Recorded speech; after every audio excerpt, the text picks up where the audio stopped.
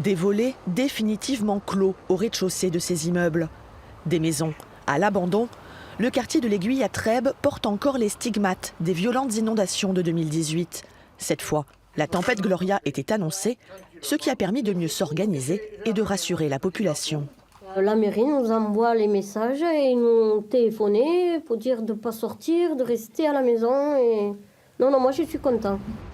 Aucune victime n'est à déplorer grâce à une meilleure prévention et aux effets du plan Barnier. Une quarantaine de propriétaires ont bénéficié de ce dispositif de rachat des biens sinistrés par l'État. Après ces nouvelles inondations, certains habitants envisagent de constituer un dossier. J'ai des voisins un peu éloignés qui ont eu le fonds d'accepter, qui ont eu une somme relativement correcte.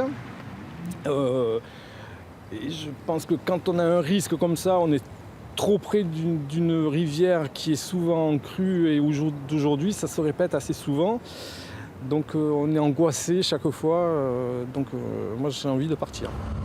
Ces 3 maisons inoccupées devraient être détruites dans les prochains mois, tout comme la piscine municipale et l'école située en bord de rivière. Les terrains deviendront inconstructibles. Pour le maire, il s'agit de ne pas refaire les erreurs du passé. Aujourd'hui, clairement, le fonds Barnier nous permet de dessiner le Trèbes de demain et de dessiner une ville qui va réduire sa vulnérabilité au risque. Il y a une quarantaine de maisons sur la ville de Trèbes. Ces maisons sont en bordure du fleuve Aude et vont permettre, dès leur démolition, de créer un espace urbain dégagé, mais aussi de permettre d'avoir peut-être un bassin de rétention qui permette au fleuve de pouvoir se ralentir dans sa progression.